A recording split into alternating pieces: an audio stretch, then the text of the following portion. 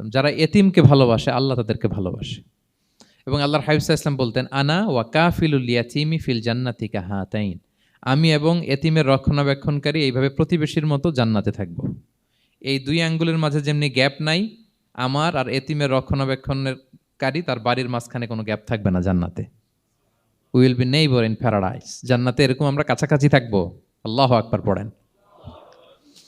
তাহলে এতিমের রক্ষণাবেক্ষণকারীকে আল্লাহ তাআলা ভালোবাসেন। যারা এতিমকে পছন্দ করে না, এতিমকে তাড়িয়ে দেয়, তাদেরকে আল্লাহ পছন্দ করেন। আল্লাহ তাআলা বলেন, আরাআইতাল্লাযী ইউকাযযিবু বিদ্দীন ফাযালিকাল্লাযী ইয়াদুউল ইয়াতীম। যারা আখিরাতকে অবিশ্বাস করে তারাই এতিমকে ঘাড় ধাক্কা দিয়ে তাড়িয়ে দেয়। কোনো বিশ্বাসী কখনো এতিমের সাথে খারাপ আচরণ করে না। আপনাদের যাদের মন শক্ত, অনেকের চোখ দিয়ে পানি নামে না। আমার এক আত্মীয় আছে খুব আল্লাহওয়ালা।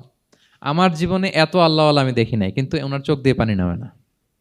বারবার এসে আমারে বলে যে, মিজান কি করবো বলো, তুমি একটু মোনাজাত ধরো। আমার মনে আছে আমি ওনাকে নিয়ে মোনাজাত ধরতাম, তো ওনার কান্না আসে না চোখ দিয়ে। এত আল্লাহওয়ালা, খুব ভালো মানুষ, কিন্তু চোখ দিয়ে পানি নামে না। এটা অনেকের হয়, নানা কারণে হয়। তো আল্লাহর হাবিব সাল্লাল্লাহু আলাইহি ওয়াসাল্লাম বলেছেন, কারো যদি চোখ দিয়ে পানি না নামে বা হৃদয় নরম না হয়, তারা যেন এতিমের মাথায় হাত বুলিয়ে দেয়। এক সাহাবী এসে বললেন, ইয়া রাসূলুল্লাহ, আমার হৃদয়টা বড় শক্ত, হৃদয় নরম হয় না। রাসূল সাল্লাল্লাহু আলাইহি ওয়াসাল্লাম বললেন, তাই? আতুহিব্বু আন ইয়ালিনা কলবুক, তুমি কি চাও তোমার হৃদয় নরম হোক, ওয়া তুদরাকা হাজাতুক, এবং তোমার আশা পূরণ হোক? তিনি বললেন, হ্যাঁ। তখন রাসূল সাল্লাল্লাহু আলাইহি ওয়াসাল্লাম বললেন, ইরহামিল ইয়াতীম, এতিমের উপর রহম করো। ওয়ামসা আলা রাসি, এতিমের মাথায় হাত বুলিয়ে দাও। ওয়া আতইমহু মিন তুআমিক, তোমার খাবার এতিমকে খাওয়াও। তালিনু কলবুক, তোমার অন্তর নরম হবে। তুদরাকা হাজাতুক, তোমার ইচ্ছা পূরণ হবে। তাহলে হৃদয় যদি শক্ত থাকে, কার মাথায় হাত বুলাবেন? বুলাইছেন কখনো? খুঁজে খুঁজে হাত বুলাবেন। বাংলাদেশে তো অনেক অরফেনেজ আছে, অনাথ আশ্রম, ওখানে যাবেন। সুযোগ হলে একদিন যে একটু লাঞ্চ করলেন ওদের সাথে বসে, ডিনার করলেন, একসাথে খেলেন, ওদের মাথায় হাত বুলিয়ে দিলেন, সাধ্যমতো কিছু উপহার হাতে তুলে দিলেন, আপনার ইচ্ছা পূরণ হবে আর আপনার হৃদয় নরম হবে ইনশাআল্লাহ। আর এতিমকে আদর করা মানি নবী সাল্লাল্লাহু আলাইহি ওয়াসাল্লামের প্রতি ভালোবাসা দেখানো। কারণ আমার নবী এতিম হয়ে বড় হয়েছেন।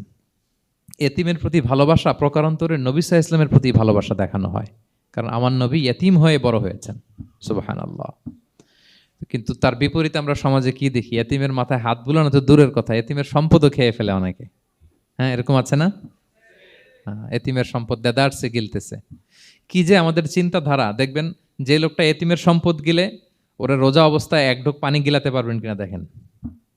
যে বলেন একটু পানি খান তো, যে খাবে না কেন? হারাম। তো ওই হারাম কিন্তু গিলতেছে ইচ্ছা মতো। রোজা অবস্থায় এক ফোঁটা আপনি পানি গিলাতে পারবেন না এরে, কেন? হারাম। কিন্তু ওইদিকে ভাতিজার সম্পদ গিলতেছে দেদারসে।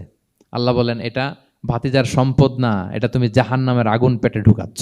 ইন্নাল্লাযীনা ইয়াকুলুনা আমওয়ালাল ইয়াতামা যুলমান ইন্নামা ইয়াকুলুনা ফি বুতুনিহিম নারা ওয়া সায়াসলাউনা সাঈরা। যারা এতিমের সম্পদ খায়, এটা সম্পদ না, এটা জাহান্নামের আগুন তুমি পেটে ঢুকাচ্ছ।